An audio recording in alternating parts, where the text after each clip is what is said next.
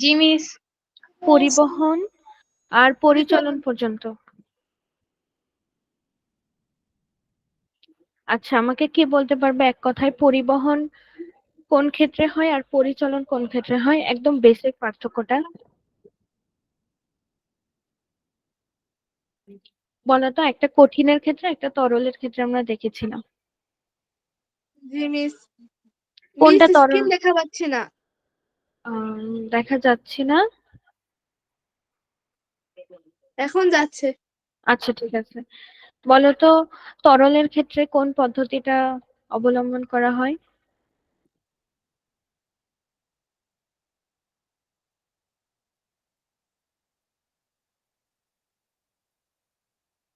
আমরা গত ক্লাসে পড়েছিলাম। পরিচালন। হ্যাঁ, ভেরি গুড হাম্মা, তুমি তুমি কারেক্ট অ্যান্সার দিছো। আহ পরিচালনটা ছিল তরলের ক্ষেত্রে, পরিবহনটা ছিল কঠিনের ক্ষেত্রে। পরিবহনের উদাহরণটা হচ্ছে আমরা যখন কোনো পাত্র গরম করি, সেটা যেভাবে গরম হয় সেটা হচ্ছে পরিবহন, কিন্তু পাত্রের ভিতরের পানিটা যেভাবে গরম হয় সেটা হচ্ছে পরিচলন। আমরা পরিচালনে দেখেছিলাম যে একদম পাত্রের সাথে গায়ে গায়ে লেগে থাকে যারা, তারা হচ্ছে আগে গরম হয়, তারপর তারা উপরে উঠে যায়, উপরের পানি বলে যে আমিও গরম হব, তখন তারা আবার নিচে আসে, এভাবে পুরা পাত্রের সব পানি একবারে গরম হয়ে যায়। ক্লিয়ার? জি মিস। ওকে, তাহলে চলো আজকে আমরা নতুন আরেকটা পদ্ধতি শিখবো। আর সেগুলো কিসের পদ্ধতি এটা মনে আছে তো? এটা বলো তো।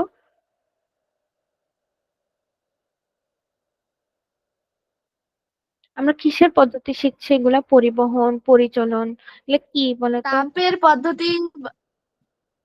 তাপের পদ্ধতি। তাপ সঞ্চালনের পদ্ধতি। হ্যাঁ, তাপের পদ্ধতি ঠিক আছে, কিন্তু এটা হচ্ছে তাপ। হ্যাঁ, ভেরি গুড আইডিয়া। তাপ সঞ্চালনের পদ্ধতি এটা বলতে হবে। তাপ সঞ্চালন মানে কি, এক জায়গা থেকে আরেক জায়গায় কিভাবে যায়, কিভাবে চুলার থেকে পাত্রে গেল, এই পদ্ধতিগুলো আজকে আমরা শিখলাম। তো আরেকটা পদ্ধতি, এটা হচ্ছে খুবই মজাদার, এটা আমাদের বাকি, সেটার নাম হচ্ছে বিকিরণ। তো আজকে আমরা বিকিরণ শিখবো। বলছে যে আমরা যদি জ্বলন্ত আগুনের পাশে দাঁড়াই, তখন এক ধরনের তাপ অনুভব করি। জ্বলন্ত আগুনের পাশে দাঁড়াই, চুলার পাশে যদি দাঁড়াই, তাহলে আমাদের গরম লাগে। শীতকালে যখন পাতা পোড়ানো হয়, যেন একটু গরম অনুভব হয়, তখন আমাদের গরম লাগে। আমরা এটা দেখেছি না, যে পাতা, গাছ, পালা এগুলো পোড়ানো হচ্ছে যেন শীতকালে একটু গরম লাগে। গ্রামের দিকে এটা খুব বেশি দেখা যায়, কারণ ওখানে বেশি ঠান্ডা পড়ে। যেমন এই যে তোমাদের মধ্যে যারা বললা ঠাকুরগাঁয়ে থাকো, এখানে তো অনেক ঠান্ডা মনে হয়, অনেক ঠান্ডা পড়ে। তোমরা এটা আরো ভালো করে বুঝবা। জি মিস। হ্যাঁ, তাহলে কি বলেছে দেখো, যে আমরা যদি জ্বলন্ত আগুনের পাশে দাঁড়াই, তখন এক ধরনের তাপ অনুভব করি। এই তাপটি তোমার কাছে পরিবহনের মাধ্যমে আসেনি, পরিচলনের মাধ্যমেও আসেনি, কারণ আমরা জানি পরিবহনের মাধ্যমে কঠিন পদার্থ আর পরিচলন হচ্ছে তরল পদার্থ। আমরা যখন রোদে দাঁড়াই, তখন যে তাপ অনুভব করি সেই তাপও পরিবহন কিংবা পরিচালন পদ্ধতিতে সূর্য থেকে তোমার কাছে পৌঁছায়নি। এই তাপ সঞ্চালনের পদ্ধতির নাম হচ্ছে বিকিরণ। একটা নতুন পদ্ধতির নাম আমরা বললাম, সেটার নাম হচ্ছে বিকিরণ। এখন বলো যে বিকিরণটা কি, এটাকে আমরা রিডিং করে বুঝতে পারছি? আমি তোমাকে বলি যে যখন আমরা বলি যে অনেক ঠান্ডা লাগছে, শীতকালের কথা যখন বলি, তখন বলি যে একটু রোদের নিচে গিয়ে দাঁড়াই, মানে বা ফাঁকা জায়গায় গিয়ে দাঁড়াই, তখন সূর্যের যে তাপটা সেটা আমাদের যখন গায়ে পড়ে সকাল 10টা 11টার দিকে, তখন কিন্তু ভালোই লাগে। শীতকালের ক্ষেত্রে বলছি, তখন কিন্তু একটু ভালোই লাগে। তো এই তাপটা, সূর্য থেকে যে তাপ, এটা আমাদের দেহে কিভাবে আসলো? ধরি সূর্য একটা চুলা, আর আমরা যদি একটা পাত্র হই, এটা কিভাবে আসলো? এটা কি আর পরিবহনের মাধ্যমে আসলো, নাকি তোমাদের মনে হচ্ছে এটা পরিবহন? মিস, এটা বিকিরণের মাধ্যমে এটা আসলো। বিকিরণ। হ্যাঁ, বিকিরণ। বিকিরণ আমরা কিভাবে বুঝবো? এটা তোমাদের সুন্দর দুইটা উদাহরণ দিয়েছে। একটা হচ্ছে সূর্য থেকে যেভাবে তাপ আসে, এটার একটা বিকিরণের উদাহরণ। কিংবা শীতকালে যখন আমরা গাছপালা পোড়াই, যেন আগুন ধরানোর জন্য, যেন ওটার পাশে দাঁড়ালে একটু হাত পা জমে না যায় আর কি ঠান্ডায়, ওই পদ্ধতিটাও কিন্তু বিকিরণ। তো বিকিরণে আমরা দেখতে পাচ্ছি এখানে কোনো মাধ্যমের প্রয়োজন নাই। মাধ্যম বলতে কি বোঝাচ্ছে?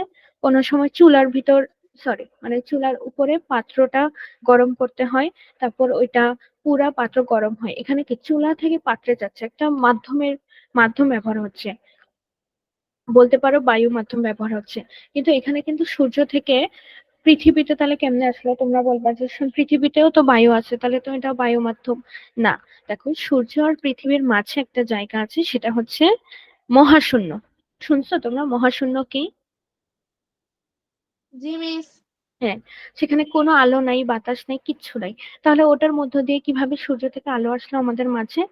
এটাই তোমাকে বোঝানো হয়েছে যে বিকিরণ পদ্ধতি যখন হবে সেখানে কোনো মাধ্যমের প্রয়োজন নাই। চলো আমরা এই প্যারাটুকু পড়ি। তোমরা আগের শ্রেণীতে দৃশ্যমান আলোর সঙ্গে সঙ্গে অদৃশ্য আলোর কথা পড়েছিলে। আচ্ছা ঠিক আছে, তোমরা কি পড়ছো আমাকে বলো। দৃশ্যমান অদৃশ্যমান কে কে মিস পড়ছো? পড়ছিলাম কিন্তু ভুলে গেছি। আচ্ছা ঠিক আছে। জি মিস পড়ছি। আচ্ছা, হাম্মাদ বলছে যে হাম্মাদ পড়ে আসে। আচ্ছা, দৃশ্যমান আলো আমরা সবাই চিনি। এটার একটা সবচেয়ে বড় উদাহরণ হচ্ছে রংধনু। যখন বৃষ্টি হয় তখন লাল নীল, বেশিরভাগ সময় সামনের কালার গুলা দেখা যায়, যেগুলি বেগুনি দেখা যায়, নীল দেখা যায়, আসমানি খুব একটা বোঝা যায় না, সবুজ বোঝা যায় এরকম। তো এগুলা হচ্ছে দৃশ্যমান। দৃশ্যমান বলতে আমরা মেনলি কি বুঝি? যেগুলো আমরা চোখে দেখতে পাই। ধরো আজকে জুয়াইরি একটা লাল রঙের ড্রেস পরে আছে, আমরা বলবো যে হ্যাঁ এটা লাল রঙের খুব সুন্দর ড্রেস। যদি এখন হাম্মাদ এমন একটা রঙের শার্ট পরে আসে যেটা আমরা কেউ কখনো চোখেও দেখি নাই, তাহলে আমরা কি বলতে পারবো এটা কি কখনো দৃশ্যমান হবে? আমরা তো দেখতেই পারবো না ওকে, যে ও কি পরে আছে। সেরকম অদৃশ্যমান তোমরা বলবা যে একটা উদাহরণ। আচ্ছা ঠিক আছে, তোমরা বাসায় টিভিতে, আমরা যখন টিভি ছাড়ি রিমোট দিয়ে, আমরা কি তখন কখনো দেখেছি যে রিমোট দিয়ে যে আমি টিভিটা ছাড়লাম, আমরা শুধু এটা দেখি যে টিভিতে একটা লাল সিগন্যাল উঠে, তারপর হচ্ছে টিভি অন হয়ে যায় এরকম। কিন্তু আমি যে রিমোট দিয়ে টিভিতে একটা সিগন্যাল দিলাম, এখানেও কিন্তু একটা রশ্মি কাজ করে। রশ্মি বলতে একটা আলো কাজ করে। এই আলোটা আমরা কেউ কখনো চোখে দেখিনি, কারণ এটা দৃশ্যমান আলো না, এটা হচ্ছে অদৃশ্য আলো। এটা তুমি যদি বিভিন্ন মেশিন আছে সেন্সরের মতো, ওটার ভিতর দিয়ে যদি তুমি কখনো দেখো পরীক্ষাগারে, তখন দেখবা, তুমি তখন ওটা চোখে দেখতে পারবা। বিভিন্ন লেজার লাইটের কথা আমরা শুনেছি না, নিরাপত্তার ক্ষেত্রে লেজার লাইট ব্যবহার করা হয়, ব্যাংকে এটা সাধারণত থাকে। ওটা তোমার আমার পক্ষে চোখে দেখা সম্ভব না, তাই যারা চুরি ডাকাতি করে তাদের পক্ষেও দেখা সম্ভব না। তাই তারা অনেক সময় এটা না দেখেই হচ্ছে ব্যাংকে প্রবেশ করে বা লুট করার চেষ্টা করে। কিন্তু এটা হচ্ছে একটা সিস্টেমে দেখা যায়, তুমি ধরো কম্পিউটার বসে ওটা বুঝতে পারবা যে এখানে এই একটা আলো আছে, যেটা নর্মাল মানুষ আমি তুমি কেউ দেখতে পারবো না, শুধু কম্পিউটার বা সিস্টেম বুঝতে পারবে। সেগুলো হচ্ছে অদৃশ্য। তো এক কথায় বলে অদৃশ্য আলো কোনগুলো? যেগুলো আমরা চোখে দেখি না। এখন সূর্যের সাথে কি বলছে? সূর্য থেকে যখন আমাদের পৃথিবীতে আলো আসে, তখন দৃশ্যমান অদৃশ্যমান অনেক আলো আসে। যেমন আমি বলি, আমাদের আকাশ কেন নীল দেখায়? যদি সব আলোই আসে, সূর্য থেকে যখন আলো আসে, সব আলো আসতেছে, লাল আলো আসতেছে, নীল আসতেছে, সবুজ আসতেছে, সব আসতেছে। কিন্তু বাতাসের ঘর্ষণের কারণে হচ্ছে সব আলো মিশে যায় আর কি। হ্যাঁ, সব আলো নষ্ট হয়ে যায়, খালি একটা আলোই পড়ে থাকে, সেটা হচ্ছে নীল।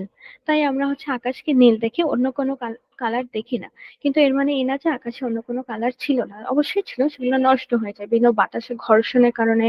এত ওই সূর্য থেকে পৃথিবীতে আস্তে আস্তে অনেক কালার নষ্ট হয়ে যায়। এই জন্য আমরা আকাশকে শুধু নীল দেখি। সেরকম তোমাদেরকে বলা হয়েছে যে দৃশ্যমান আলোর সঙ্গে সঙ্গে অদৃশ্য আলোর কথা। আচ্ছা, অদৃশ্য আলোর কথা বলা হয়েছে।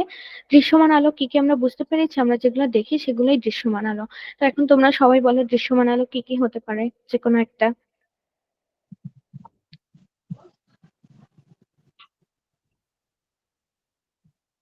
জুয়াইরি আমাকে বললো তাহলে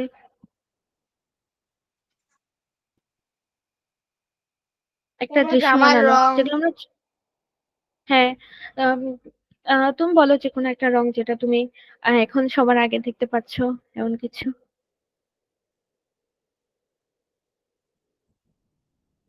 যেমন, সবুজ রং। হ্যাঁ সবুজ রং, ওকে ভেরি গুড।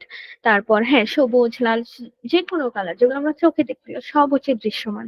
কিন্তু যে আলোগুলো আমরা চোখে দেখি না, সেগুলো অবশ্যই দৃশ্যমান না। যেমন আমি একটা বললাম টিভি রিমোট, এটা আমরা কেউ দেখতে পাই না, এটা হচ্ছে একটা অদৃশ্য আলো। কিন্তু এটা কম্পিউটার বা অন্য কিছুতে সম্ভব, তাই আমরা এটার নাম জানি। তোমাদেরকে বেশি ডিটেলসে বলা হয়নি, তাই আমরা মনে রাখবো যে দৃশ্যমান আলোর সঙ্গে সঙ্গে অদৃশ্য আলোও কিন্তু আছে।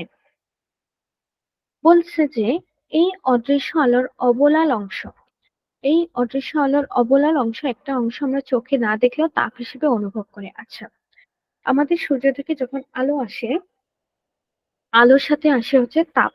আলোর একটা অংশ কে বলা হয়েছে অবলাল অংশ, অবলাল বা অবলোহিত। এটাকে যদি আমি শুদ্ধ বাংলায় বলি, আমাদের অদৃশ্যমান আলোর একটা অংশ হচ্ছে অবলাল বা অবলোহিত অংশ।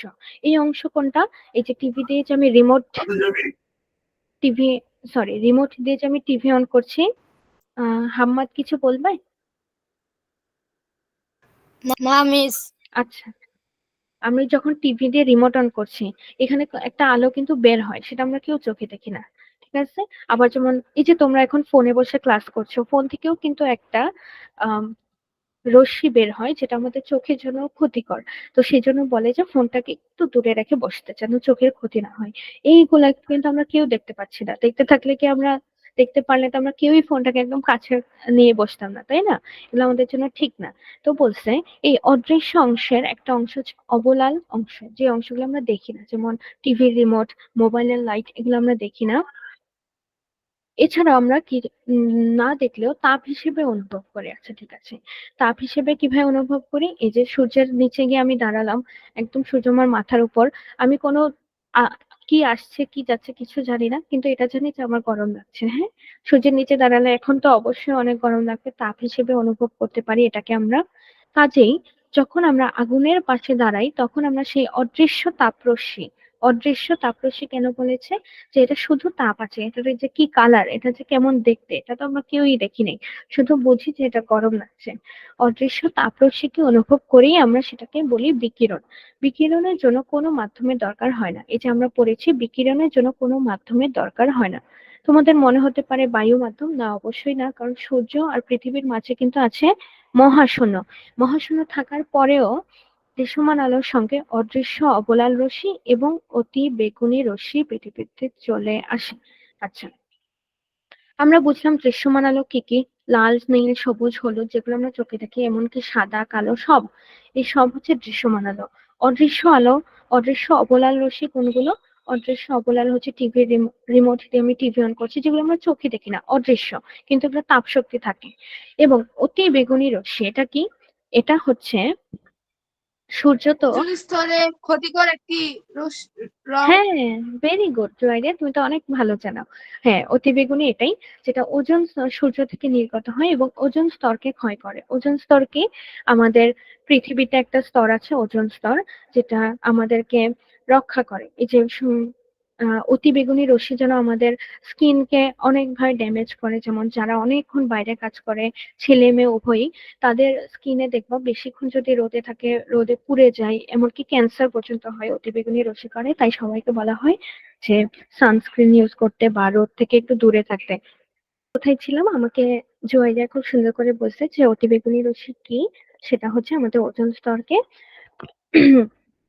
ক্ষয় করে। এবং অতি বেগুনি রশ্মি আমাদের স্কিনের জন্য খুব খারাপ। দেখো না, আমি বলতেছি অতি বেগুনি, এটা দিলে আমাদের স্কিন পুড়ে যায়, ক্যান্সার হয়, অনেক রকম সমস্যা হয়, মেস্তা হয়, এগুলা।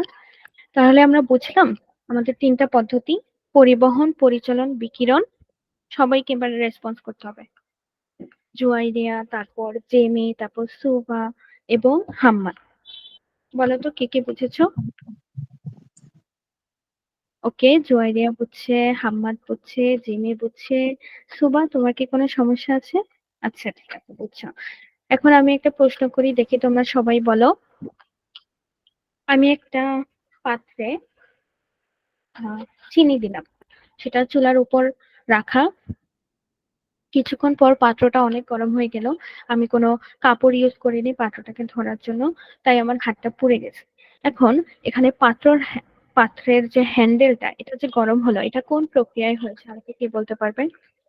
পরিবহন। ভেরি গুড, পরিবহন। ভেরি গুড, সবাই খুব দাও। পরিবহন। পরিবহন। কিন্তু হ্যাঁ, যদি ভিতরের কোনো কথা জিজ্ঞেস করতো, যেমন আমি পানি দিলাম, পানি বলকানো শুরু করলো, তাহলে সেটা পরিচালন। আর পরিচালন। পরিচালন। হ্যাঁ, হাম্মাদ ভেরি গুড। তাহলে বিকিরণের উদাহরণ আমাকে কে বলতে পারবে দেখি তো?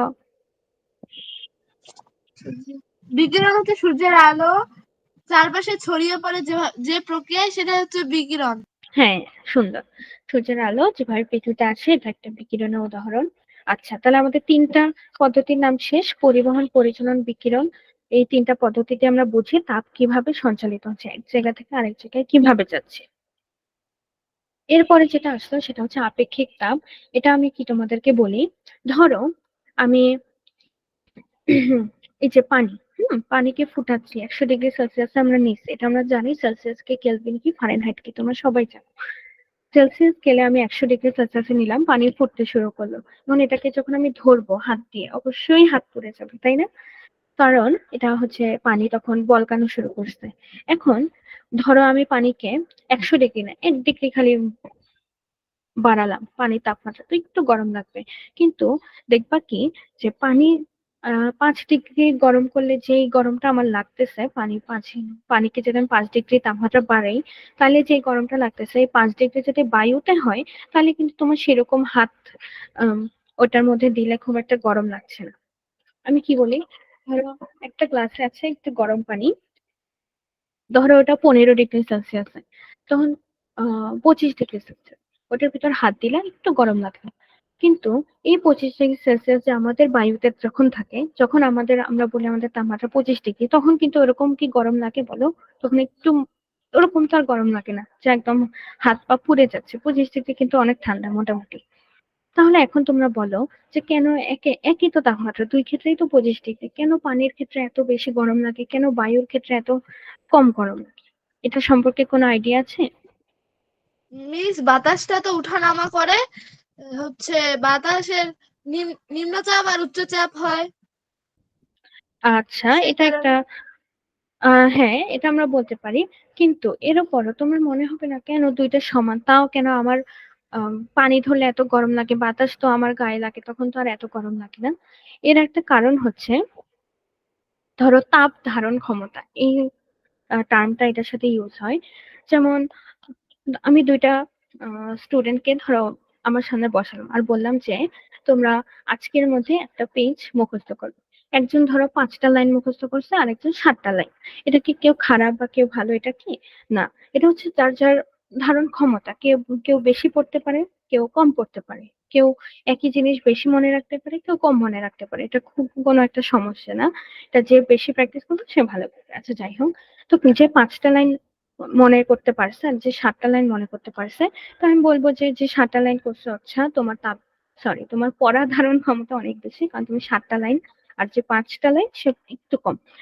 এইখানেই এখানেও তাপের ক্ষেত্রে এরকম একটা আছে বিভিন্ন পদার্থের, যেমন পানির ক্ষেত্রে তাপ ধারণ ক্ষমতা যেরকম, পানি যেরকম অ্যাক্টিভ, পানি যেরকম তাপ নিজের মধ্যে রাখতে পারে, বায়ু সেরকম রাখতে পারে না।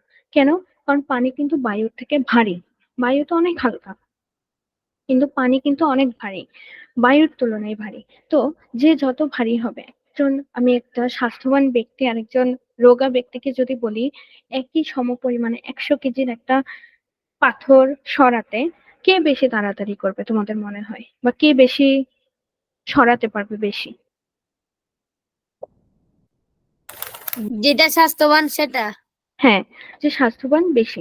কারণ সে কেন পারবে? কারণ তার মাঝে শক্তি বেশি, তার মধ্যে জিনিসপাতি সরানোর শক্তি বেশি। যে রোগা সে তো পারবে না, সে অল্পতেই অনেক কাহিল হয়ে যাবে। এরকম এই ক্ষেত্রটা আমাদের তাপ ধারণ ক্ষমতার মধ্যে আছে। এবং কে কে বেশি তাপ ধারণ করবে? যে হচ্ছে যার ভর বেশি। দেখো, যে স্বাস্থ্যবান তার মধ্যে তার ওজন বেশি, ভর বেশি, তাই তার শক্তিও বেশি। তাই এরকম তাপ ধারণ ক্ষমতার ক্ষেত্রে আমরা মনে রাখবো যে যার বেশি, তার ভর বেশি, তার হচ্ছে তাপ ধারণ ক্ষমতা বেশি হয়। এই জিনিসটাকে আমরা বলি আপেক্ষিক তাপ। ঠিক আছে? এই ব্যাপারটা নিয়ে তোমাদের বই একটু অল্প আলোচনা করা হয়েছে, কারণ এটা এর পরের ক্লাসে আরো বেশি করে বলা হয়েছে। তাই আমরা এটা তো বুঝেছি যে তাপ ধারণ ক্ষমতা কাকে বলা হয়। জি কে কে মিস। বুঝেছি বলো তো? আচ্ছা, এই যে দেখো, এই লাইনটা আমরা পড়ি, একটা বস্তুতে কি পরিমাণ তাপ সঞ্চিত আছে সেটা নির্ভর করবে বস্তুর তাপমাত্রা, তার ভর এবং তার আপেক্ষিক তাপের উপর। আচ্ছা, আপেক্ষিক তাপের উপর হচ্ছে যে এই যে ধরো পানি বললো কি আমাকে 1 ডিগ্রি সেলসিয়াস দিলে আমি এখান থেকে এখানে নিতে পারি, অনেক বেশি গরম করতে পারি। কিন্তু বায়ু বলে আমি তো এটা পারি না। তো এই জিনিসগুলো আমাদের নির্ভর করবে কে বেশি তাড়াতাড়ি করবে, কে আস্তে করবে, কে বেশি করবে, কে কম করবে। এগুলো বস্তুর তাপমাত্রার উপর নির্ভর করবে, ভরের উপর নির্ভর করবে, আপেক্ষিক তাপের উপর নির্ভর করবে। আপেক্ষিক তাপ কোন পদার্থের কোনটা এটা তোমাদের এখনো আলোচনা করা হয়নি, এটা বড় ক্লাসে আলোচনা করা হয়েছে, তখন আমরা বেরও করতে পারবো যে কোনটা বেশি তাপ ধারণ করে, কোনটা তুমি হাত দিলে বেশি গরম লাগবে। এটা তোমরা বলতে পারো। যেমন লোহা, আমি একটা লোহার টুকরা যদি নেই, এটাকে আমি এখন চুলায় 5 মিনিট গরম করছি, এরপর এটা যদি আমি কাউকে ধরতে বলি, কেউ কি ধরতে পারবে? আর ধরলেও কি তার হাত থাকবে ঠিকঠাক? বলো, কি পরিমাণ গরম হবে।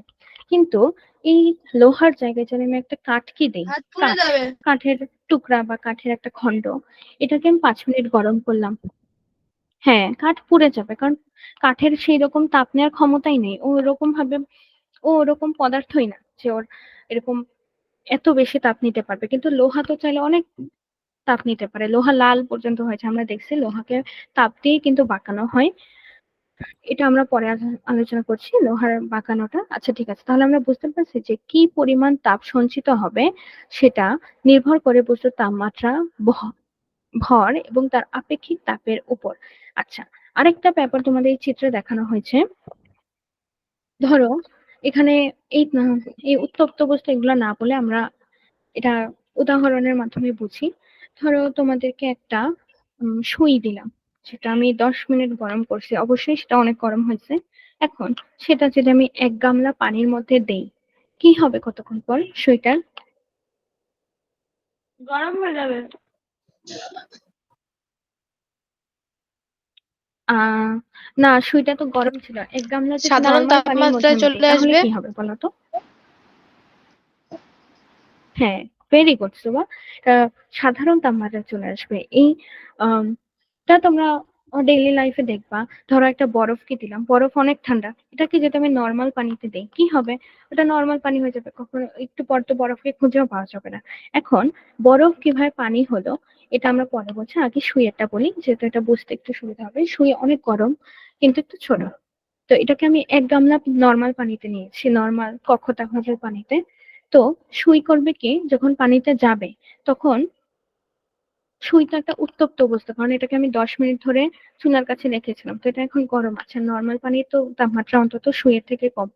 তো তখন সুই করবে কি, আস্তে আস্তে আস্তে আস্তে ওর তাপ হচ্ছে স্থানান্তর করবে, এক জায়গা থেকে আরেক জায়গায় পাঠাবে। কোন জায়গায় পাঠাবে? সুই থেকে পানিতে পাঠাবে, পানির যে গামলা নিয়েছিলাম ওখানে। কিছুক্ষণ পর তুমি হাত দিলে দেখবা সুইটা আবার নর্মাল হয়ে গেছে। এখন সুইটাকে ধরাও যাচ্ছে 10 মিনিট গরম করার পরও। আর পানি তাপমাত্রা আসলে একটু শুধু বাড়বে, তো তুমি এটা বুঝতে পারবে না। কিন্তু এখানে আমরা যে জিনিসটা বুঝলাম সেটা হচ্ছে একটা উত্তপ্ত বস্তুকে আমি যদি শীতল বস্তুর সংস্পর্শে আনি, উত্তপ্ত বস্তুকে ধরলাম আমরা সুই এবং শীতল বস্তুকে ধরলাম পানি। যদি উত্তপ্ত বস্তুকে শীতল বস্তুর সংস্পর্শে আনি, তাপ হচ্ছে বেশি থেকে কমে যাবে, এটা আমাদের মনে রাখতে হবে। বেশি থেকে কমে যাবে, এমন কিন্তু কখনোই হবে না যে সুই থেকে পানিতে তাপ যাওয়ার বদলে পানি থেকে সুই গেছে। হ্যাঁ, এটা তোমরা বলতে পারো যে পানি আর সুই তখন সমান হয়ে গেছে, তাহলে মনে হয় পানি থেকে সুইয়ে তাপ গেছে। না, এরকম কখনোই না, বেশি থেকে কমে যাবে, এটা আমাদের মনে রাখতে হবে। এই তীর চিহ্নটা সবসময়, যে তাপ কিন্তু বেশি থেকে কমের দিকে যায়। এবং তারপর যখন আমরা কিছুক্ষণ পর দুইটাকে ধরবো, যেমন সুইকে ধরলাম বা পানিকে, দেখবো যে দুইটা সমান তাপমাত্রা হয়ে গেছে। এটাই তোমাদের বই বলা হয়েছে যে উত্তপ্ত বস্তু শীতল বস্তুর সংস্পর্শে আনা হলে, মানে একটা আরেকটার কে দিয়ে টাচ করানো হলে বা সংস্পর্শে আনা হলে, তাপমাত্রা সমান হওয়া না পর্যন্ত উত্তপ্ত বস্তু থেকে শীতল বস্তুতে তাপ প্রবাহিত হবে। আচ্ছা, কতক্ষণ সমান হবে? যখন সুইয়ের তাপমাত্রা, সুই তো গরম ছিল আর পানি ঠান্ডা বা নর্মাল ছিল, সুই থেকে যতক্ষণ না পর্যন্ত সুই পানির সমান হচ্ছে বা পানির সমান ঠান্ডা হচ্ছে, দুই ক্ষেত্রেই সুই থেকে তাপ যেতে থাকবে পানিতে। যখন দুইটার তাপমাত্রা সমান হয়ে যাবে তখন আমাদের তাপ প্রবাহ বন্ধ হয়ে যাবে, দুইটা সমান সমান হয়ে যাবে। এটা কি আমরা বুঝতে পারছি বলতো? জি মিস। জি miss. Okay, very good. Suba, তুমি আমাকে উত্তর দিয়েছিলে, তুমি বুঝতে পেরেছো? জি মিস। Very good. হাম্মাদ, তুমি? জি বুঝতে পারছি। Very good. আচ্ছা ঠিক আছে, তাহলে আমরা এই পর্যন্ত পড়লাম। তারপরে আমরা আজকে একটা নতুন টপিক পড়বো, সেটা হচ্ছে তাপের প্রবাহ। এই মাত্র আমরা দেখে আসি তাপের প্রবাহ কি। সেটা হচ্ছে এই যে বেশি থেকে কমের দিকে যাওয়াটাই আমরা নর্মালি বলতে পারি এটা হচ্ছে একটা তাপের প্রবাহ। এই যে দেখো, এই সেম উদাহরণটাই দেওয়া হয়েছে। একটি সুচকে বা একটি সুইকে আগুনে উত্তপ্ত করা হলে, ধরো 5 মিনিট 10 মিনিট যতক্ষণই হলো, তার ভেতরে মোট তাপের পরিমাণ খুব বেশি না। খুব বেশি না বলতে বুঝিতে, কারণ সুই তো ছোট, এটাকে যতই গরম করি হয়তো খুব একটা ব্যথা পাবা না বা টাচ করা যাবে। তবুও সেটা যদি একটি বালতি ভরা পানিতে যে তাপটা আছে নর্মাল পানি, সেটার থেকে কিন্তু ওর তাপ বেশি, ও অনেক গরম হয়েছে। কিন্তু যদি গরম সুচটিকে পানিতে ছেড়ে দেওয়া হয়, তাহলে সুচটির তাপের পরিমাণ কম হলেও, মানে ধরলাম যে সুইটা তো অনেক ছোট, তো এটার গরমটা তো একটু কম অন্য জিনিসের থেকে, তাও এটা কম হলেও বালতির পানিতে তার তাপ প্রবাহিত হবে। মানে এরকম মনে করা যাবে না যে এটা ছোট বলে মনে হয় এটার কিছু পাস হবে না, কিন্তু এটা তো গরম, তাই এটা তাপ বেশি থেকে কমের দিকে অবশ্যই যাবে। এটা সাইজ কোনো ম্যাটার না, যে ছোট না বড় এরকম কিছু না।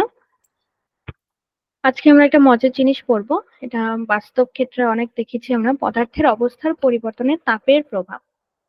চলো শুরু করা যাক। তোমরা ইতিমধ্যে জেনে গেছো সব পদার্থ অণু দিয়ে তৈরি। হ্যাঁ, আমরা জানি অণু দিয়ে তৈরি, এবং কঠিন পদার্থের অণুগুলো নির্দিষ্ট অবস্থানে একে অন্যকে আটকে রাখে। আচ্ছা, আমাকে এখন কে বলবে যে কঠিন পদার্থের অণুগুলোকে তাপ দেওয়া হলে অণুগুলো কি হয়, কম্পিত নাকি ছোটাছুটি? ছোটাছুটি। কম্পিত। আচ্ছা, যারা ছোটাছুটি বলেছে তাদেরটা হয়নি। সুপা আমাকে কারেক্ট অ্যান্সার কম্পিত। দিয়েছে কম্পন। হ্যাঁ, সুপার জুয়াইরি আমাকে কারেক্ট অ্যান্সার দিয়েছে, সেটা হচ্ছে কম্পিত হবে।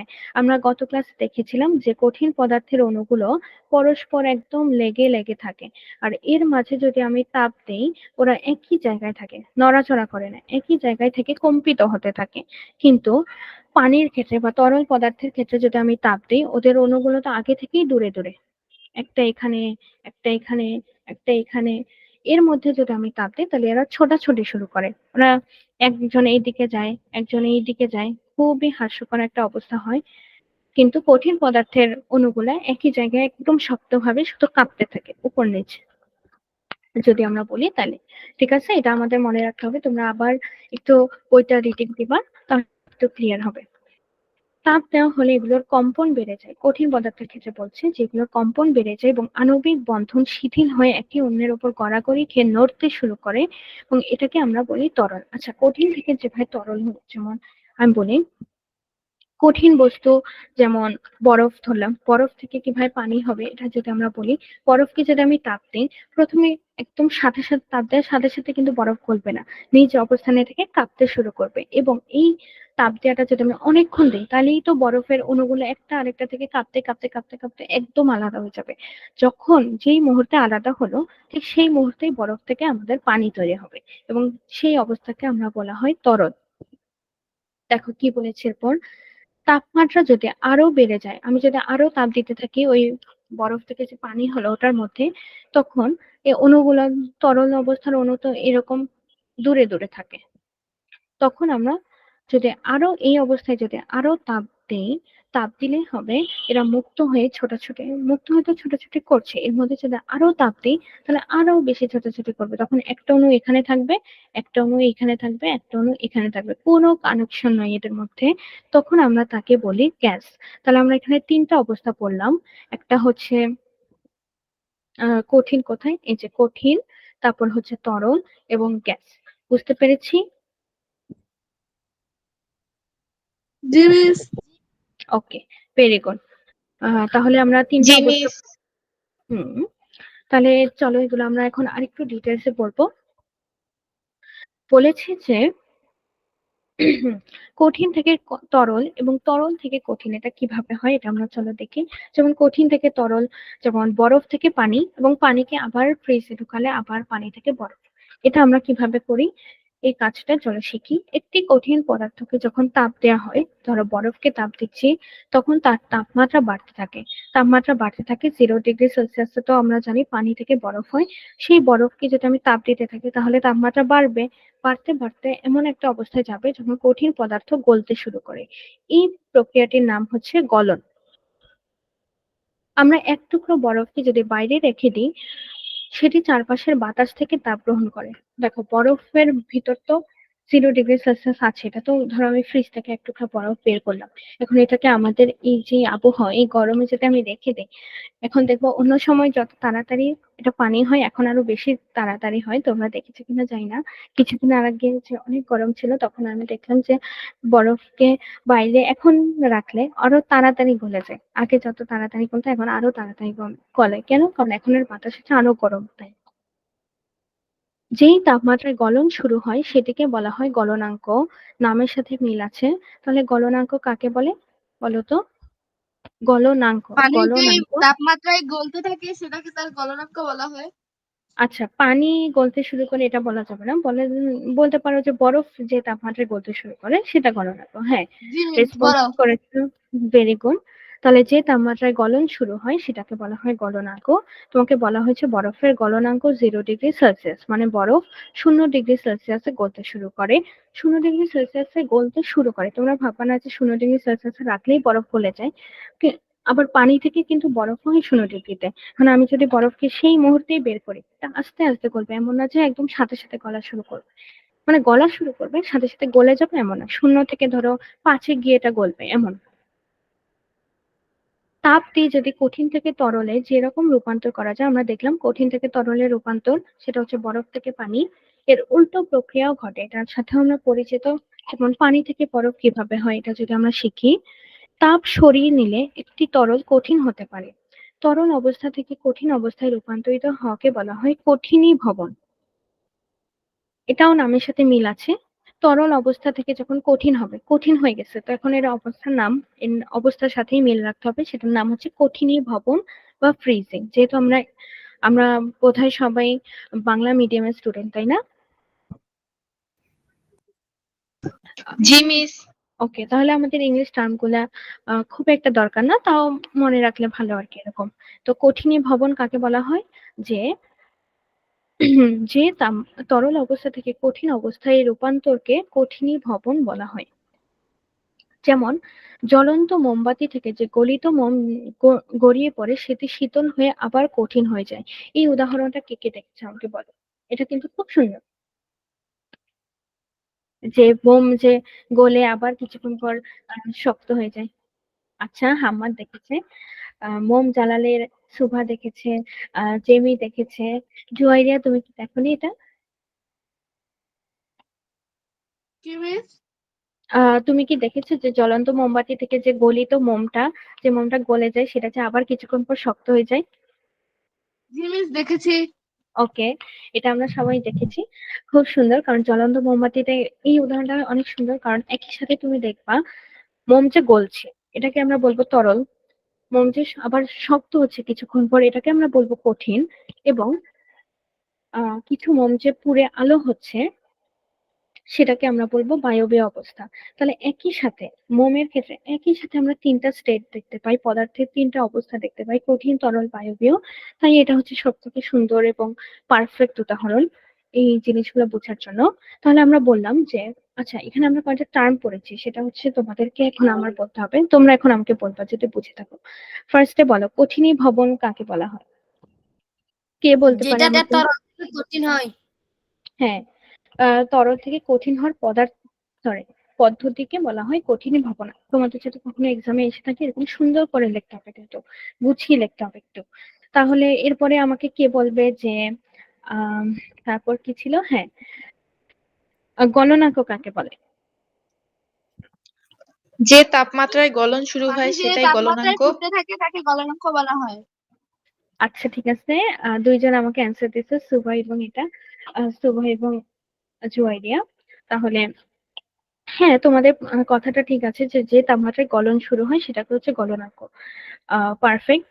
এটা মনে রাখতে হবে যে বরফের গলনাঙ্ক 0°C। আমরা কিছু গত ক্লাসে পড়েছি যে বরফ 0°C গলতে শুরু করে এবং পানি থেকে বরফ হয় 0°C। ঠিক আছে, ক্লিয়ার? জি মিস। জি মিস। ওকে, জি মিস। তাহলে আমরা দুইটা অবস্থা শিখলাম, যে এক তো প্রথমে কঠিন থেকে তরল বানাবো, আবার তরলকে আবার কঠিনও বানাবো। কঠিন থেকে তরল হচ্ছে, এর উদাহরণ হচ্ছে বরফ থেকে পানি। এবং আমাকে কি বলবে যে তরল থেকে কঠিনের উদাহরণ কোনটা? কেউ পারবে? কঠিন থেকে সরি তরল থেকে কঠিন।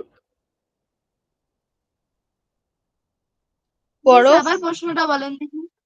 হ্যাঁ, তরল থেকে কঠিন হওয়ার একটা উদাহরণ আমাকে দাও তোমরা কেউ। পানি বা বরফ। হ্যাঁ দই।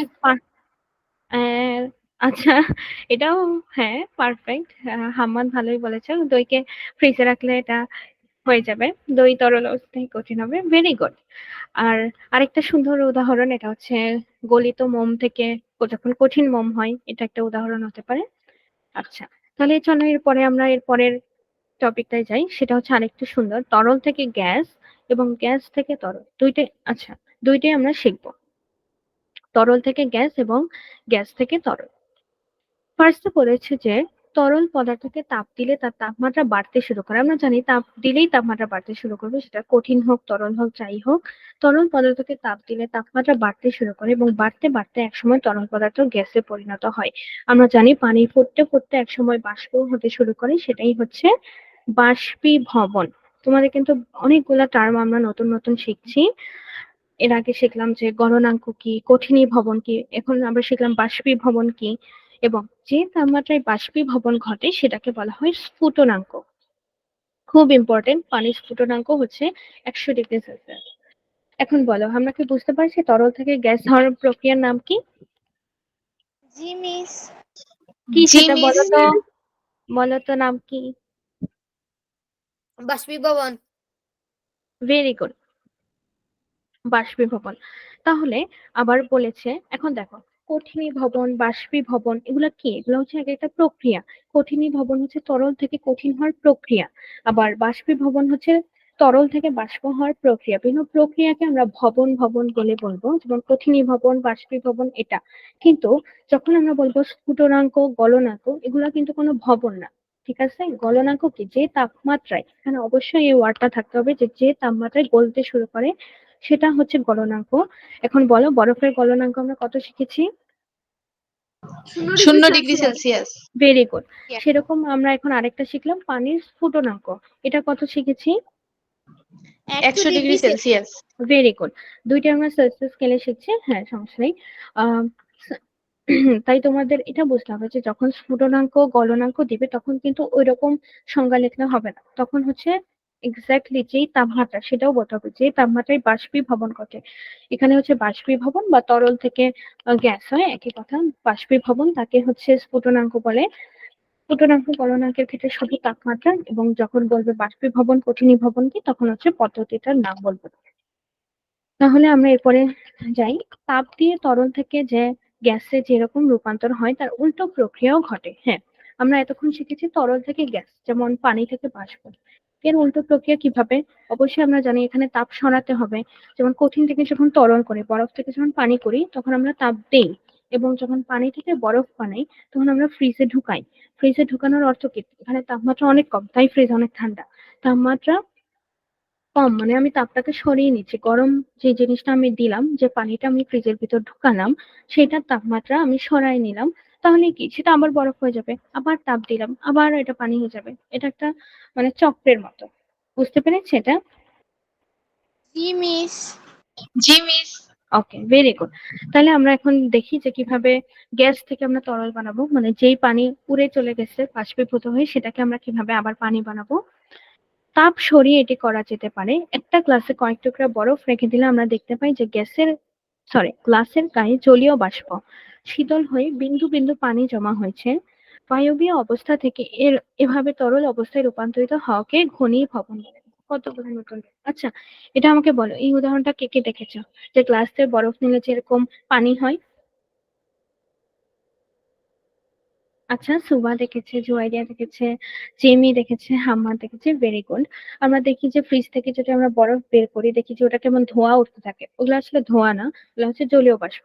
এটা কিছুক্ষণ পর জলীয় বাষ্প কি মানে অনেক, এটা বাষ্পীভূত অবস্থায় আছে, মানে বাষ্প অবস্থায় আছে। এটা থেকে যদি আমি তাপ সরাই নেই তাহলে এটা কি হবে? পানি হয়ে যাবে। যেমনটা আমরা শিখলাম যে তরল থেকে বাষ্প থেকে গ্যাস থেকে তরল আমরা কিভাবে করবো? তাপ সরাই নেব। কিন্তু তরল থেকে গ্যাসের ক্ষেত্রে উল্টাটা। তাহলে যেহেতু বিন্দু বিন্দু পানি জমে রয়েছে, এই ক্ষেত্রে এটাকে বলা হয় যে বায়বীয় অবস্থা বা গ্যাস অবস্থা থেকে তরল অবস্থায় রূপান্তরিত। আচ্ছা, এখন তোমাদেরকে আমার 3টা ভবনের কথা আমরা শিখলাম। সেটা হচ্ছে কঠিনীভবন, বাষ্পীভবন, ঘনীভবন। কে আচ্ছা, আমাকে সবাই একজন একটা করে বলবে, আমি বলি সবাইকে একটা করে বলছি। জুয়াইরিয়া, তুমি হচ্ছে আমাকে কঠিনীভবন বলবা। সুবা, তুমি হচ্ছে আমাকে বাষ্পীভবন। আর জেমি, তুমি হচ্ছে ঘনীভবন। হাম্মাদকে আমি আজ করছি অন্য একটা প্রশ্ন, এখন বলো। মিস আমাকে কি বলতে বললেন? কঠিনীভবন বলবো নামে, হ্যাঁ, কঠিনীভবনের সংজ্ঞাটা বলো তো, আমরা কি শিখেছিলাম? কঠিনীভবন হচ্ছে সাধারণ তাপমাত্রায় যখন কোনো জিনিস কঠিন হয় তখন তাকে কঠিনীভবন বলে। আচ্ছা, এটা আর সাধারণ তাপমাত্রা থেকে কোনো জিনিস হ্যাঁ হ্যাঁ বলো, হচ্ছে সাধারণ তাপমাত্রা থেকে কোনো জিনিস যদি তাপমাত্রা কমালে কঠিন অবস্থায় হয় তাকে হচ্ছে কঠিনীভবন বলে। হ্যাঁ, সুন্দর হয়েছে। এটাকে আরেকটু সুন্দর করা যেত যদি বলা যায় যে ধরো সাধারণ তাপমাত্রা না বলে আমরা বলতে পারি কি তরল পদার্থ, কারণ এটা ডিরেক্ট কিন্তু তরল থেকেই কঠিন হয়। তাহলে বলতে পারো যে তরল পদার্থ থেকে কঠিন পদার্থ হওয়ার যে প্রক্রিয়া তাকে বলা হয় কঠিনীভবন। এভাবে আমরা সুন্দর করে লিখব, ঠিক আছে? তাহলে ভেরি গুড জুয়েরিয়া। তারপর সিমি, সরি সরি, আহ সুবা, আমাকে বলবা বাষ্পীভবন কাকে বলে? যে প্রক্রিয়ায় তরল পদার্থ গ্যাসে রূপান্তরিত হতে থাকে সেই প্রক্রিয়াকে বাষ্পীভবন বলে। ভেরি গুড, এই যে ও কি সুন্দর গুছিয়ে বলেছে। আমরা সবাই এভাবে চেষ্টা করবো এভাবে বলা, ঠিক আছে? তাহলে মার্কসটা আমাদের খুব ভালো আসবে আর টিচাররাও খুশি হবে। তারপর জেমি আমাকে বলবে ঘনীভবন কাকে বলে, মাত্র আমরা শিখেছি। যে প্রক্রিয়ায় বাষ্পীয় অবস্থা থেকে জলীয় বাষ্প শীতল হয়ে তরল অবস্থায় রূপান্তরিত হয় তাকেই ঘনীভবন বলে। Very good. জিমি, তোমারটাও ঠিক আছে, কিন্তু একটা জিনিস হচ্ছে সমস্যা, সেটা হচ্ছে যে আমরা ডিরেক্ট বলবো না যে জলীয় বাষ্প, কারণ এটার আরো অনেক উদাহরণ হতে পারে। আমরা বলবো যে বায়বীয় অবস্থা থেকে তরল, শুধু একটু। জলীয় বাষ্পকে এক্স্যাক্টলি বলা যাবে না, সেটা তুমি চাইলে উদাহরণ হিসেবে তখন লিখতে পারো, কিন্তু আগে একদম ডিরেক্ট জলীয় বাষ্প বলা যাবে না। বলবো যে বাষ্পীয় অবস্থা থেকে বা বায়বীয় অবস্থা থেকে, একই। তাহলে আমাকে হাম্মাদ এখন বলবে যে বরফের গলনাঙ্ক কত ছিল এবং পানির স্ফুটনাঙ্ক কত? বরফের গলনাঙ্ক 0 ডিগ্রি সেলসিয়াস। হ্যাঁ, আর স্ফুটনাঙ্ক পানির? 100 ডিগ্রি সেলসিয়াস। আচ্ছা, ঠিক আছে। এই দুইটা তাপমাত্রার মধ্যে কোনটা হচ্ছে গলনাঙ্ক, কোনটা হচ্ছে স্ফুটনাঙ্ক? 0 ডিগ্রি সেলসিয়াস বরফ এবং 100 ডিগ্রি সেলসিয়াস স্ফুটনাঙ্ক। হ্যাঁ, ভেরি গুড। তোমরা সবাই একদম পারফেক্ট অ্যান্সার দিছো, তার মানে বুঝতে পারছো পড়াগুলা। তো চলো এর পরের প্রক্রিয়াটা দেখি। এটা খুবই মজার, এটা খুবই ভালো লাগবে। কঠিন থেকে গ্যাস এবং গ্যাস থেকে কঠিন, এটার উদাহরণ উম, খুবই কম আছে, বা আমাদের সাধারণত চোখে খুব একটা পড়ে না। যেটা সবার আগে পড়ে সেটা হচ্ছে ন্যাপথালিন। আমরা কে কে ন্যাপথালিন চিনি? ন্যাপথালিন হচ্ছে মিস সাদা, আমি চিনি, ভেরি গুড, সাদা বলের মতো অনেক সুন্দর সাদা বলের স্মেল। মতো। হ্যাঁ, সাদা বলের মতো অনেক সুন্দর স্মেল আসে। এটা এটা হচ্ছে ন্যাপথালিন। এটা আমরা দেই যাতে পোকামাকড় আক্রমণ না করে, যেখানে কাগজপত্র থাকে বা বিভিন্ন কিছু আসবাবপত্র দিয়ে রাখি। তারপরে দেখা যায় যে এটা কিছুদিন পর একদম ছোট ছোট হতে হতে ভ্যানিশ হয়ে গেছে, তাই না?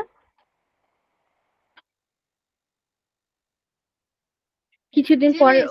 ওই ন্যাপথালিনকে আর খুঁজে পাওয়া যায় না। হ্যাঁ, তাহলে এটা কি বলেছে, যে প্রক্রিয়ায় কোনো কঠিন পদার্থকে তাপ প্রদান করা হলে সেগুলো তরলে পরিণত না হয় সরাসরি বাষ্পে পরিণত হয়, সেই প্রক্রিয়াকে বলা হয় ঊর্ধ্বপাতন।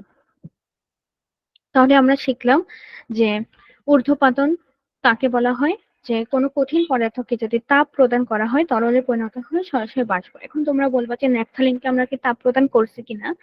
দেখো, ন্যাপথালিন থাকে হচ্ছে একটা বদ্ধ জায়গায়। আমরা তো সাধারণত ওই জায়গাগুলোতেই ন্যাপথালিন দেই, যেমন বিভিন্ন আসবাবপত্র দিয়ে রাখি।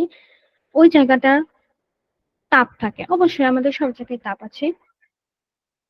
তাপের প্রভাবে ন্যাপথালিন আস্তে আস্তে আস্তে আস্তে বাষ্পীভূত হয়, যেটা আমরা চোখে দেখি না, তাই স্মেলটা থাকে কিন্তু চোখে দেখা যায় না।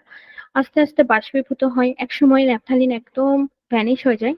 তাহলে কিভাবে একটা কঠিন পদার্থ তরল না হয়ে ডিরেক্ট গ্যাস হয়ে গেল? এটা খুবই মজার একটা কথাটা, যে একটা কঠিন পদার্থ তরলই হলো না, একদম ডিরেক্ট বাষ্প হয়ে গেছে। এটা হচ্ছে আমাদের ঊর্ধ্বপাতন প্রক্রিয়া। আর এটা উদাহরণও মনে রাখা খুব সহজ, সেটা হচ্ছে ন্যাপথালিন।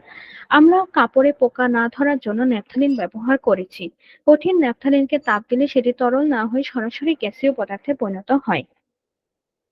তোমরা যদি এখন একটা ন্যাপথালিনকে নিয়ে চুলায় তাপ দেওয়া শুরু করো, তাহলে দেখবে এটা 1 মিনিট বা 2 মিনিটের মধ্যেই ভ্যানিশ।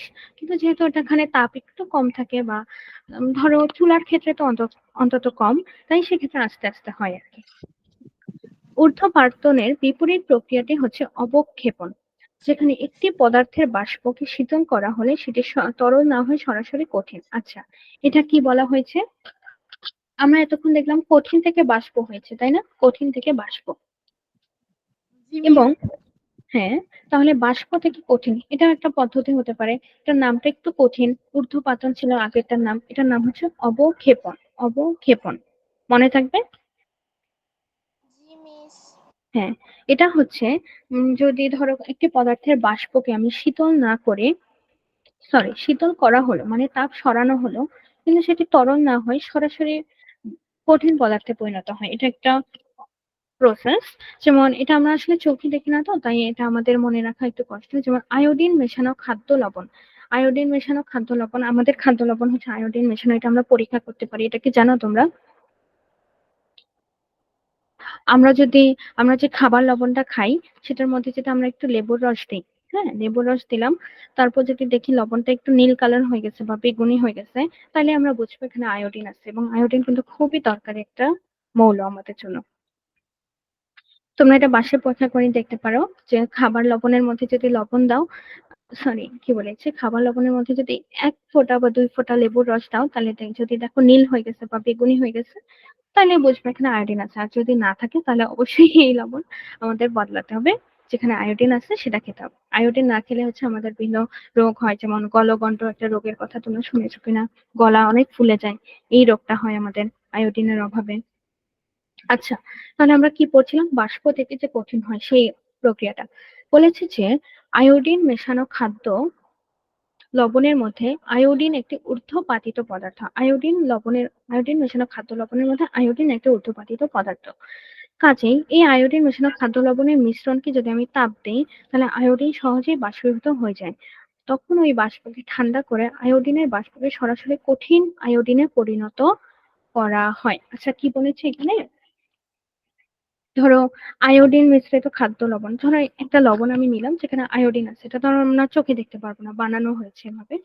এই খাদ্য লবণটাকে আমি পানির সাথে ধরো একটা মিশ্রণ তৈরি করলাম বা একটা দ্রবণ তৈরি করলাম, এটাকে আমি তাপ দিচ্ছি, আয়োডিন হবে কি সহজেই বাষ্পীভূত হবে। আয়োডিনের কি হওয়ার কথা ছিল? আয়োডিনের হওয়ার কথা ছিল তরল, কিন্তু আয়োডিন তরল না হয়ে ডিরেক্ট বাষ্পীভূত হয়ে গেছে। তখন যদি আমি ওই বাষ্পকে ঠান্ডা করি, তাহলে ঠান্ডা করলে আমার কি পাওয়ার কথা? একটা বাষ্পকে ঠান্ডা করলে আমার তরল পাওয়ার কথা, যেমনটা আমরা পানির ক্ষেত্রে দেখি, তরল পানি পাই। কিন্তু আয়োডিনের বাষ্পকে যদি আমি ঠান্ডা করি, তাহলে তখন পাবো হচ্ছে কঠিন আয়োডিন, মানে আয়োডিনের একটা স্ফটিক বা ক্রিস্টাল যেটাকে আমরা বলি, কোন একটা দানাদার পদার্থ পাবো। মানে কোনো তরল পদার্থের কোনো ট্রেস নাই, ডিরেক্ট বাষ্প থেকে কঠিন। এই ব্যাপারটা কি বুঝতে পারছো এই পর্যন্ত? জি মিস। জি মিস। Very good. তাহলে আমাদেরকে তো অনেকগুলা আমরা দেখলাম, যে এতক্ষণ পর্যন্ত যে আমরা বইটা পড়লাম, এর মধ্যে অনেকগুলা পদ্ধতির নাম আছে। এতক্ষণ তো কঠিনীভবন, বাষ্পীভবন, তারপর আরেকটা কি ছিল, ঘনীভবন, তারপর ঊর্ধ্বপাতন, অবক্ষেপণ, এই ওয়ার্ড গুলা আছে এবং এগুলা খুবই ইম্পর্টেন্ট। তোমার আসলে এগুলোকে একটা একটার সাথে মিলানো, যেমন ধরো কঠিন থেকে তরল, তরল থেকে গ্যাস, একটু কঠিন। তা আমি বলবো যে তোমরা যদি এটা একটু একটা পেজে অন্তত লিখতে পারো, তাহলে কিন্তু খুবই ইজি হয়, তাই না? লাগবে পরীক্ষার আগে একবার দেখে গেলেই পারবে। এটা কিন্তু খুব কঠিন না, কিন্তু মনে রাখা একটু কঠিন। এক একটা এক এক পদ্ধতি। কি মনে হয় তোমাদের? আর সাথে যদি উদাহরণটা আমরা যদি ধরো 1 পেজে লিখি, তাহলে আরো ইজি। ধরো আমি প্রথমে লিখলাম যে আহ তরল থেকে কঠিন, এই পদ্ধতিটার নাম হচ্ছে কঠিনীভবন। এটার উদাহরণ কি হতে পারে? যেমন পানি থেকে বরফ, এইভাবে লিখে রাখলে হবে কি পরীক্ষার আগের দিন বা যখন তুমি রিভিশন করবা তখন অনেক ইজি হবে। তাহলে আহ এই পর্যন্ত বোঝা গেছে আমরা যে পড়লাম তা বিভিন্ন অবস্থা, পদার্থের বিভিন্ন অবস্থার কথা। জি মিস। জি মিস। Okay, very good. তাহলে তোমাদের তো নেক্সট ডে আমি শুনলাম যে তোমাদের একটা মান্থলি এক্সাম আছে। তাহলে মান্থলি এক্সামের তোমরা সুন্দর করে দাও, এরপর আমরা এই এসডব্লিউটা আমি তোমাদেরকে দিব না, ঠিক আছে? তাহলে তোমাদের জন্য ইজি হবে পরে। তাহলে চলো আমরা এর পরের টপিকটা পড়ি। সেটার নাম হচ্ছে তরল পদার্থের সরি তাপ প্রদানে পদার্থের প্রসারণ। তাপ প্রদানে পদার্থের প্রসারণ। Okay. একটা আমরা ছবি দেখতে পাচ্ছি কঠিন পদার্থের অণুগুলো। আচ্ছা, এটা কেন বলছে? তো দেখো কি বলছে যে কঠিন পদার্থের অণুগুলো একটা আরেকটার সাথে স্প্রিং দিয়ে সংযুক্ত। এটা কেন বলছে আমি বলি। যখন আমরা একটু আগে পড়ছিলাম যে একটা অণু আরেকটা অণুর সাথে এভাবে লেগে থাকে, আর তখন যদি আমি তাপ দেই, আমরা তখন পড়ছিলাম না যে পরিবহন প্রক্রিয়ার ক্ষেত্রে যে একটা এটা ফার্স্টে গরম হয়, এর পাশে এটা আছে তাই এটাও গরম হয়। দেখো একটা একটার সাথে পাশাপাশি থাকলেই গরম হচ্ছে, এর মানে কি? এটাকে যদি আমি কল্পনা করি যে একটা একটার সাথে স্প্রিং দিয়ে সংযুক্ত, তাহলে তো সমস্যা নেই না? তাই বলেছে যে তুমি চাইলে তেমন কল্পনা করতে পারো যে একটা একটার সাথে স্প্রিং দিয়ে সংযুক্ত, তাই এটা যখন গরম হবে এর সাথে সাথে এটা গরম হবে, এটার সাথে এটা সংযুক্ত এটা গরম হবে, এটার সাথে এটা সংযুক্ত এটা গরম হবে, এটার সাথে আবার এটা এটা তারপর এভাবে মানে একটার পর একটা গরম হয় কিভাবে, এই জিনিসটা তোমাকে বোঝানো হয়েছে। আমরা চলো এটাও একটু পড়ি। তোমরা ইতিমধ্যে জেনে গেছো সব পদার্থ অণু পরমাণু দিয়ে তৈরি এবং কঠিন পদার্থ অণুগুলো নির্দিষ্ট অবস্থানে থেকে একে অন্যকে আণবিক বল দিয়ে আটকে রাখে আছে। এখানে একটা বলের নাম বলা হয়েছে, সেটা হচ্ছে আণবিক বল। যেহেতু আমরা জানি যে কঠিন পদার্থের অণুগুলো পরস্পরের সাথে খুব দৃঢ়ভাবে সংযুক্ত থাকে, এটাকে একটা আমরা বল বলতে পারি, সেটা হচ্ছে আণবিক বল। আণবিক বল মানে কি? যেই বল দ্বারা কঠিন পদার্থের অণুগুলো পরস্পরের সাথে যুক্ত, সেই বলকে আমরা বলি আণবিক বল। ক্লিয়ার? জি মিস। জি মিস। ওকে। তোমরা বলেছে যে এই বলকে আমরা ছবিতে দেখানো স্প্রিং এর সঙ্গে তুলনা করতে পারি। ধরো, হ্যাঁ এটাই বলা হয়েছে, ধরো এখানে একটা অণু আছে, এখানে একটা অণু। আমরা তো আসলে এটা রিয়েল লাইফে একদম পাশাপাশি থাকে, কিন্তু এখানে তোমাদের সুবিধার জন্য বলা হয়েছে যে ধরতে পারো যেগুলো সব স্প্রিং এর মাধ্যমে যুক্ত, তাই একটার পাশে আরেকটা থাকলেই সহজে গরম হয়। তাহলে চলো আমরা আবার দেখি। আমরা ছবিতে দেখানো স্প্রিং এর সঙ্গে তুলনা করতে পারি। আচ্ছা, তাপ দেওয়া হলে এগুলোর কম্পন বেড়ে যায়। আমরা জানি কঠিন পদার্থের অণুগুলো একই জায়গায় থেকে কম্পিত হয়, তাই কম্পনের জন্য এগুলো একটু বেশি জায়গা নেয় এবং মনে হয় পদার্থের আয়তন বেড়ে গেছে। তাপ দিয়ে অনেক ধরনের কঠিন পদার্থ, বিশেষত ধাতব বস্তুকে নরম করা যায়, গলানো যায়, ফলে সেগুলোর বিনা আকৃতির বস্তু তৈরি করা সম্ভব। আচ্ছা, কোনো একটা কঠিন বস্তু যেটার অণুগুলো পরস্পরের সাথে খুব লেগে লেগে আছে, দৃঢ়ভাবে সংযুক্ত, আণবিক বল দিয়ে আটকানো, সেখানে যদি আমি তাপ দিই, তাপ দিলে কি হবে? প্রথমে অণুগুলো হচ্ছে একই জায়গা থেকে কম্পিত হতে থাকবে। যখন কম্পনটা অনেক বেড়ে যাবে, ধরো এই যে একটা অণু, এই যে একটা অণু, এই যে একটা অণু, এখানে যদি কম্পন অনেক বেড়ে গেছে, এমন ভাবে কাঁপতেছে যে একটা আরেকটা জায়গা থেকে সরে যেতে চাচ্ছে। যেমন ধরো আমি যেটা একটা এটা তোমরা দেখেছো মনে হয় যে একটা টেবিলের উপর ধরো একটা একটা মোবাইল রাখা, হ্যাঁ মোবাইলটা ভাইব্রেট করছে, আমরা দেখেছি যে মোবাইলটা কি এক জায়গা থেকে আরেক জায়গায় সরে যায়, তাই না? বলো, এটা দেখেছো তোমরা কখনো? জি মিস। হ্যাঁ, এটা যারা হ্যাঁ বুঝলে এটা ইজি। এটা একটু নড়তে থাকে, মানে এমন না যে এক জায়গা থেকে একদম অনেক দূরে চলে গেছে, একটু একই জায়গায় একটু নড়াচড়া করতে থাকে বা জায়গাটা চেঞ্জ হয়। তখন বলছে যে যখন একটু বেশি, তখন মনে হয় কি এই কম্পনের ফলে কঠিন পদার্থের অণুগুলো যেহেতু অনেক কাঁপাকাঁপি করছে, ভাইব্রেট করার মানেও কিন্তু কাঁপাকাঁপি করা, তখন মনে হয় যে পদার্থের আয়তন বেড়ে গেছে। আয়তন বেড়ে গেছে মানে একটা পদার্থ এই যে এতটুকু অংশের মধ্যে ছিল, যেহেতু এটা কাঁপছে, তখন এটা একটু বেশি, মানে এমন হচ্ছে খুব বেশি, একটু বেশি মনে হবে যে বেড়ে গেছে এবং আয়তন বেড়ে গেছে। আয়তন বেড়ে যাওয়া মানে একটু বেশি জায়গা দখল করা, একই জায়গায় না থেকে আরেকটু জায়গা দখল করা। তাপ দিয়ে অনেক ধরনের কঠিন পদার্থ, বিশেষত ধাতব বস্তু, যেমন লোহা বলি, লোহা খুবই উৎকৃষ্ট উদাহরণ এটার জন্য। লোহাকে তোমরা দেখেছো তাপ দিয়ে যে বাঁকানো যায়? এটা দেখেছো কখনো? একদম লাল হয়ে থাকে লোহাটা। জি। জি মিস, দেখেছিলাম একবার। হ্যাঁ, এরকমই হয়। বিভিন্ন যেখানে লোহার কাজ করা হয় সেই দোকানগুলোর সামনে দিয়ে গেলে দেখা যায় নরম করা হয় এবং গলানো হয়, লোহাকে গলানো হয় এবং ফলে সেগুলো দ্বারা বিভিন্ন আকৃতির বস্তু তৈরি করা সম্ভব। লোহা হচ্ছে খুবই তাপ ধারণ করতে পারে, অনেক বেশি তাপ ধারণ করতে পারে। যে আমরা কখন আগে দেখেছিলাম তাপ ধারণ ক্ষমতার ক্ষেত্রে লোহা বেশি এবং কাঠের কম, কাঠ তো পুড়েই যাবে, লোহার ধারণ ক্ষমতা অনেক বেশি। তো সেই ক্ষেত্রে এই জন্যই লোহা দিয়ে আমাদের বিভিন্ন জিনিসপাতি বানানো হয় এবং সেগুলো অনেক বছর টেকসই হয়। লোহাকে হচ্ছে আমরা প্রথমে অনেক তাপ দিব, তাপ দিতে দিতে এটা একটু নরম হবে। নরম হবে বলতে কি, এটার ভিতরে যে অণু পরমাণু গুলো আছে ওগুলো কাঁপতে থাকবে, কাঁপতে কাঁপতে কাঁপতে ওগুলো একটু বড় হবে মনে হবে। এটা তোমরা উদাহরণটা আমি বলি, ধরো একটা কাঁচের বয়াম ধরো, এটা ঢাকনাটা আমরা খুলতে পারছি না, এরকম হয়তো তোমরা বাসা বাড়িতে দেখেছো। ঢাকনা খুলতে পারছি না, পরে আমরা কি করি, ওই বয়ামটাকে একটু গরম করি, তারপরে যখন মোচড় দিই তখন কিন্তু ঢাকনাটা খুলে যায়। এটা কি তোমরা কখনো দেখেছো?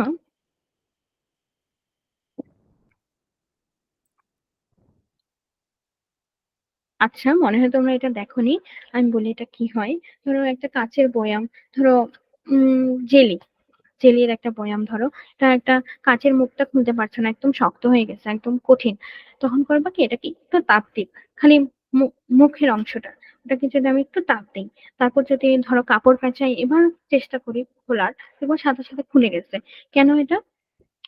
কারণ এখানে তাপ দেওয়ার ফলে, ওটার মুখটা হচ্ছে একটা কঠিন পদার্থ, তাপ দেওয়ার ফলে ওটা একটু বড় হয়েছে, আগে থেকে একটু বড়। এটা কিভাবে, ধরো শীতকালে তোমরা দেখছো না যে দরজা দরজা একটু ফাঁকা হয়ে যায়, এটা কি দেখছো কখনো? কাঠের দরজাগুলো সাধারণত, অন্য কোনো দরজা না।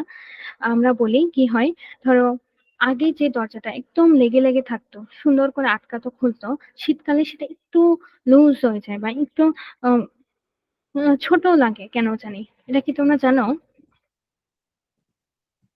No miss. আচ্ছা, তোমাদের যাদের বাসায় কাঠের দরজা আছে তারা এইটা শীতকালে পরীক্ষা করতে পারবা। ধরো এখন আমার দরজাগুলো কি সুন্দরভাবে খুলি আটকাই এরকম হয়ে যায়, কিন্তু শীতকালে হয় কি, দরজাগুলা একদম উম, একটু আম, নর নড়বড়ে বলবো না, একটু লুজ লুজ থাকে। আচ্ছা, এটার আরেকটা সুন্দর উদাহরণ, এটা হচ্ছে ট্রেনের, তোমরা দেখবা ট্রেনের রেল লাইনে কি দেখেছো দুইটা পাতের মধ্যে যে একটু ফাঁকা রাখা হয়? জি মিস, দেখেছি। হ্যাঁ, এটা এখন তোমরা বলবা যে এটা ফাঁকা কেন, তাহলে তো ট্রেন যখন যাবে ওই ফাঁকার মধ্যে যদি কোনো একটা চাকা পড়ে তাহলেই তো দুর্ঘটনা হবে, তাই না? তাহলে যারা বানিয়েছেন তারা তো অবশ্যই কিছু ভেবেচিন্তে বানিয়েছেন। দেখো আমাদের রেল লাইনের যে ট্র্যাক গুলা বা রাস্তাটা, সেটা কিন্তু লোহার তৈরি। তো এটাকে যখন, এটার উপর দিয়ে যখন ট্রেন যায়, ট্রেনটা অনেক বেশি বেগে যায়, একদম হাই স্পিডে যখন যায়, তখন হয় কি, লোহার সাথে ওই ট্রেন যে উপর দিয়ে যাচ্ছে একটা এই ঘর্ষণ তৈরি হয়, বা এটা আহ, একটা লোহার সাথে যে ট্রেন যাচ্ছে চাকার সাথে একটা ঘর্ষণ তৈরি হবে, তাই না? জি মিস। হ্যাঁ, এই ঘর্ষণ হবে কি, একটা তাপ তৈরি হবে। যেমন ধরো আমি আমার এক হাত দিয়ে আরেক হাতকে যদি ঘষি, একটু গরম লাগবে। কারণ কি? কারণ এখানে তাপ উৎপন্ন হয়। সেরকম লোহার উপর দিয়ে যদি ট্রেন যায়, তাহলে সেখানেও তাপ উৎপন্ন হবে, এবং সেই তাপে কি হবে জানো, যে অংশটা ফাঁকা রাখা হয়েছে সেই অংশটা একটু ফিল আপ হয়ে যাবে, ফিল আপ হয়ে যাবে কিন্তু। তাহলেই তোমরা এখন তোমরা বলবে এটা তো আমরা কখনো চোখে দেখি না। এটা আমরা চোখে দেখি না কারণ কি, এটা এমন না যে সারাক্ষণ এটা থাকবে। এই যে যতক্ষণ তাপ থাকবে ঠিক ততক্ষণ এই ফাঁকা জায়গাটা ফিল আপ হয়ে যাবে। মানে ট্রেন যখন যাচ্ছে, ট্রেনের কোনোই ক্ষতি হবে না, চাকা কখনোই ফাঁকা স্থানে পড়বে না, কারণ ট্রেন অনেক দ্রুত বেগে যায়। আর তখন লোহার সাথে ট্রেনের সংঘর্ষে একটা অনেক তাপ তৈরি হয়, অনেক গরম। লোহা তো এমনি তোমরা জানো যে অনেক তাপ ধারণ ক্ষমতা। তো লোহা অনেক গরম হয়ে যায়, লোহা গরম হয় কি, একটু প্রসারিত হয়, একটু মানে একটু আকারে একটু বড় হয়। এই বড় হওয়ার এই লাভটা কি, যে দুইটা ধাতব পাতের মধ্যে যে একটা ফাঁকা, একটু ফাঁকা ছিল, এমন না যেটা অনেক বড় ফাঁকা, একটু একটু ধরো 1 সেন্টিমিটার বা 2 সেন্টিমিটার মতো, এই ফাঁকাটা তখন ফিল আপ হয়ে যায়। এটা তোমরা চোখে তো আসলে কখনোই দেখা সম্ভব না, এটা খুব ট্রেন যখন এইভাবে যাবে তখন তো কারো দেখা সম্ভব না, কিন্তু তোমরা এটা বুঝবা। এটা ধরো তোমরা এই উদাহরণটা যদি কখনো দেখে থাকো তাহলে বুঝবা। তোমরা কি বুঝতে পারছো আমি যে এখন কি বললাম আসলে? জি মিস। জি মিস। হ্যাঁ, তাহলে এই যে ট্রেনের উদাহরণটা কিন্তু খুব সুন্দর। যে ট্রেন যখন যাচ্ছে লোহার পাত দিয়ে, তখন লোহার সাথে ট্রেনের যে সংঘর্ষ হয়, সংঘর্ষ বলতে কি? মানে ঘষা লাগছে আরকি। এই ঘষার ফলে একটা তাপ তৈরি হয়, তাপ উৎপন্ন হয়। এই তাপ কি সারাক্ষণ থাকবে? অবশ্যই না। যতক্ষণ ট্রেনটা চলতেছে ঠিক ততক্ষণ। এই তাপের ফলে কি হবে? ওই যে ফাঁকা অংশ আছে ২ টা রেল লাইনের যে ট্র্যাক, ওই ২ টার মাঝে একটু ফাঁকা থাকে। ওটা একদম ফিল আপ হয়ে যায়। এর ফলে ট্রেনও সুন্দর মতো চলতে পারে, কোনো দুর্ঘটনা হয় না। এখন তোমরা বলবা যে এত কষ্টের কি দরকার ছিল, তাই না? তাহলে রেল লাইন কোনো ফাঁকাই না থাকতো, তাহলে তো ট্রেন আরো তাড়াতাড়ি চলতো, আরো সুন্দর করে চলতো। তাহলে বলো তো সমস্যা কি হইতো যদি ফাঁকা না রাখতো তাইলে? তাপের কারণে যে এটা প্রসারণ হয় ওটা আর হইতে পারতো না। হ্যাঁ, এটা আমরা বলতে পারি। প্রসারণ হতো না বলতে কি, ধরো শীতকালে যখন হচ্ছে, যদি ধরো আহ আমি ফাঁকাটা রাখলাম একদম, পুরা রেল লাইন একদম সুন্দর করে বানাই ফেললাম। এর উপর দিয়ে যখন ট্রেন যাবে তখন সেটা প্রসারিত হবে। এবার এটা প্রসারিত হয় কই যাবে? এটাতে একটা সমস্যা হবে না? ফেটে যেতে পারে। এটা একদিনে পারবে না, ৩-৪ দিন, ধরো ১ সপ্তাহ যাতে না যেতেই দেখবা যে রেল লাইনে একটা সমস্যা, সেটা হচ্ছে যে মাঝে মাঝে এরকম ফেটে গেছে আরকি। লোহা খুব তাড়াতাড়ি ফেটে যাবে যদি এত তাপের একটা, ধরো এত বড় একটা ট্রেন এত গতিতে যায়, তাহলে তো অবশ্যই ক্ষতি হবে। তাই এই জন্যই আমাদের যারা এটা বানিয়েছেন তারা হচ্ছে মাঝে একটু একটু ফাঁকা রাখে, কারণ তারা জানে যে এটার উপর দিয়ে ট্রেন গেলে অবশ্যই কঠিন পদার্থ লোহা, তার তাপ একটু হলেও, তাপের কারণে এটা প্রসারিত হবে। এর ফলে ট্রেন চলতে পারবে। ক্লিয়ার? জি জি মিস। মিস। তাহলে আমরা কি এটা বুঝতে পারলাম যে কঠিন পদার্থে যদি আমি একটা তাপ দিই তাহলে যে একটু প্রসারণ হয় এটার? জি মিস। জি ওকে। মিস। এরপরে আমরা এখন কঠিন পদার্থটা পড়লাম। এর কঠিন পদার্থটাই সুন্দর, মানে উদাহরণগুলো সুন্দর। এরপরে আমরা যদি তরলের ক্ষেত্রে বলি, তরল এবং গ্যাসের বেলায় যদি আমি তাপ দিই তাহলে কণাগুলো আরো দ্রুত ছোটাছুটি করে। আমরা জানি তরল ও গ্যাসেই হচ্ছে ছোটাছুটি করে, এখানে কম্পনের কোনো কিছু নাই। সেগুলোর বেশি জায়গা প্রয়োজন হয় বলে মনে হয় সেগুলোর আয়তন প্রসারিত হয়েছে। যেমন তরল পদার্থ যেমন পানি, তাকে যদি আমি তাপ দিই তখন মনে হবে কি এর আয়তন প্রসারিত হয়েছে। স্বাভাবিক। পানি যতটুকু জায়গায় ছিল এটাকে যদি আমি তাপ দিই তাহলে এটা আস্তে আস্তে আস্তে আস্তে আকার বড় হবে। আকার বড় হবে বলতে হচ্ছে যে পানিটা ছড়াই যাবে এবং কিছু অংশ বাষ্প হবে, তাই না? জি মিস। এখন বলা জি হয়েছে যে মিস। থার্মোমিটার তৈরির সময় পারদের প্রসারণের ধর্ম কাজে লাগানো হয়। আচ্ছা, আমাদের কার কার বাসায় পারদের থার্মোমিটার আছে বলতো?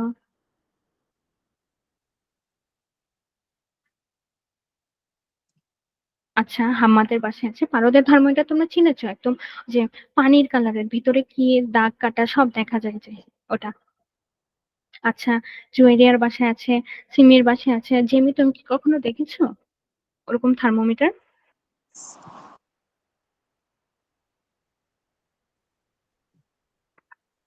আচ্ছা, আমি বলি যে এটা কেন বলেছে। পারদ, তোমরা যদি থার্মোমিটার ভিতরে তাকাও, সেটা কি দিয়ে বানানো জানো? যেটা একদম ক্রিস্টাল কালারের, সেটা হচ্ছে পারদ থার্মোমিটার। তো এটা হচ্ছে একদম পারদ দিয়ে তৈরি। পারদ হচ্ছে একটা পদার্থ।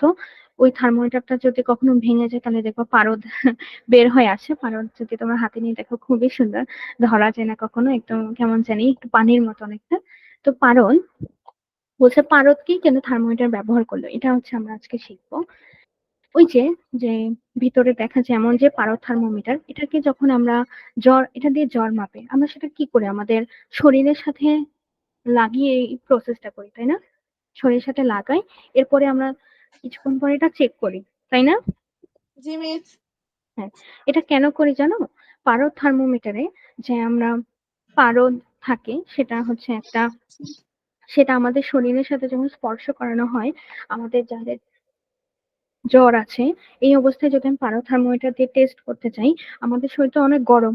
তো এই তাপটা যখন ওই ওই যে মাথার উপরে যে একটা কেমন সুইয়ের ছোট একটা মুখের মতো থাকে না, যেটা আমরা সাধারণত মুখে দেই বা হাতের নিচে দেই, জি মিস। হ্যাঁ সেটার সাথে পারদ, সেখানে পারদ থাকে। আসলে পারদ আর আমাদের দেহে যে তাপ, যাদের জ্বর আছে কি, তো সেই ক্ষেত্রে ওই তাপটা, ওই তাপ যখন পারদের সাথে একসাথে মিলে তখন পারদ বলে কি, পারদ তো একটা কঠিন পদার্থ, মানে পানির মতো না, ওটা একটা কঠিন পদার্থ আর কি, ছোট ছোট একদম ছোট। ওইটা তখন বলে কি যে আমি তো কঠিন পদার্থ, আমি তো ওর দেহে তাপ পাচ্ছি, তাহলে তো আমি এখন এটা একটু প্রসারিত হব, যেটা আমরা ইয়াতে দেখলাম, কি জানি বলে, সরি, ট্রেনের ক্ষেত্রে দেখলাম তো। পারদ তো বলবে আমি তো তরল, আচ্ছা, পারদ কিন্তু তরল পদার্থ, মাত্র ভুল বলেছে, পারদ হচ্ছে তরল পদার্থ। তোমরা আসলে ভিতরটা দেখোনি তো তাই বুঝতে পারছো না। পারদটা তরল কিন্তু একদম পানির মতো না, এর থেকে একটু কম। তো পারদ বলবে যে আমি তো তাপ পাইছি, আমি তো এখন এটা একটু প্রসারিত হব। সিলভারের মতো দেখতে। হ্যাঁ, ও তুমি দেখেছো, হ্যাঁ অনেকটা পানির মতো, কিন্তু ধরা যায় না সহজে। সিলভারের মতো দেখতে না মিস? হ্যাঁ হ্যাঁ, একদম ক্রিস্টাল চকচক করে। তো তখন পারদ বলবে কি আমি তো তরল পদার্থ, এই যে ওর দেহের তাপ, মানে আমাদের দেহে যে আমি পারদ থার্মোমিটারটা দিলাম, তো বলবে এটা তো গরম, তো গরমে আমি কি হওয়ার কথা, পারদের প্রসারিত হওয়ার কথা। তখন কি হবে জানো, তুমি যখন আমরা এই যে থার্মোমিটারটার কথা বলছি, এটা কিন্তু ফারেনহাইট স্কেলে তাকানো থাকে। আমরা জানি আমাদের দেহের নর্মাল টেম্পারেচার হচ্ছে 98 ডিগ্রি ফারেনহাইট। তোমার যদি জ্বর থাকে, তোমাকে কি দেখাবে তখন? 102 বা 101 এরকম দেখাবে, তাই না? জি মিস। এখন তোমাদের প্রশ্ন হবে যে 98 থেকে, আমার যদি জ্বর না থাকতো তাহলে তো আমাকে 98 দেখাতো, 98 থেকে 102 এ পারদটা গেল কিভাবে? সেটা তোমাদের কি মনে হয় বলো তো, কিভাবে গেল পারদটা 98 থেকে 102 এত উপরে উঠলো তাপের কিভাবে? কারণে। হ্যাঁ, ভেরি গুড। তরল পদার্থ যেহেতু পারদ, এটা হচ্ছে একটু প্রসারিত হয়েছে। তো প্রসারণের ফলে 98 থেকে 102 এ গেছে। যদি ধরো তোমার দেহে কোনো জ্বর না থাকে, তাহলে 98 থাকবে বা 99 থাকবে, তাহলে হচ্ছে বোঝা যাবে যে তোমার জ্বর নাই। ক্লিয়ার? জি মিস। তাহলে এর জি মাধ্যমে, মিস। Very good. জেমি, তুমি কি বুঝতে পেরেছো? জি মিস। ওকে, সুভা তুমি? জি মিস। আচ্ছা, জুয়াইরি আমাকে বলেছে ও বুঝতে পেরেছে, হাম্মাদ বলেছে, ভেরি গুড। তাহলে আমরা বুঝলাম যে কঠিন পদার্থের প্রসারণ আমরা দেখলাম, তরল পদার্থের প্রসারণ আমরা বুঝলাম। তোমাদের বায়বীয় পদার্থের তেমন কোনো প্রসারণের কোনো উদাহরণ দেওয়া হয়নি। বায়বীয়টা বলা যায় যে, বায়বীয় আসলে কি, একটা বায়ু, এটাকে যদি আমি প্রসারণ করি এটা আরো প্রসারিত হবে, এটা আমাদের চোখে দেখা কখনোই সম্ভব না, তাই এটা এখানে আলোচনা করা হয়নি, ঠিক আছে? বা আমাদের বাস্তব জীবনে বায়বীয় পদার্থের যে প্রসারণ, এটা তেমন ভাবে বলা হয়নি। বা এটা আমরা আসলে বুঝতে পারি যে বোতলের ভিতর যে একটা খালি বোতল, এটা যে একটা বাষ্প আছে আমরা জানি, কিছুদিন পর হচ্ছে এটা বোতলটা একদম চিমে যায়, তাই না? জি অনেকদিন মিস। রেখে দিলে। তো এটা হচ্ছে জি আমাদের, মিস। জি মিস। হ্যাঁ, এটা আমাদের বায়বীয় পদার্থের প্রসারণ সংকোচন, এটা আমরা বুঝতে পারি যে কিছুদিন পর বায়ু বের হয়ে গেছে বা বায়ু সংকুচিত হয়েছে এর মাধ্যমে। আচ্ছা ঠিক আছে, আমার 6টা 45 পর্যন্ত বলা হয়েছিল আসলে মেডিসি থেকে, তো আমরা আর 5 মিনিট একটু আলোচনা করি। যেহেতু তোমাদের আজকের লেকচারের উপর তো তোমাদের মান্থলি এক্সাম নাই, তাই তোমরা মান্থলি এক্সামটা দিয়ে এরপর কিন্তু এই লেকচারটা ভালোভাবে পড়তে হবে, ঠিক আছে? জি মিস। আর যেহেতু আমাদের নেক্সট ক্লাস ইনশাল্লাহ যেদিন থাকবে, সেদিন তোমাদের এই অধ্যায়ের উপর ছোট একটা এক্সাম হবে, 10 বা 15 মার্কের, ঠিক আছে? তোমরা সবাই এটা রিডিং দিয়ে আসবা, আমরা এটা সলভ করবো একসাথে, প্রশ্ন, একদম ছোট প্রশ্ন। ক্লিয়ার? জি মিস। জি মিস। Okay, very good. তাহলে বলো, আজকে আমরা যে এই চ্যাপ্টারটা শেষ করলাম, এখানে কার কি প্রশ্ন আছে আমাকে বলো তো।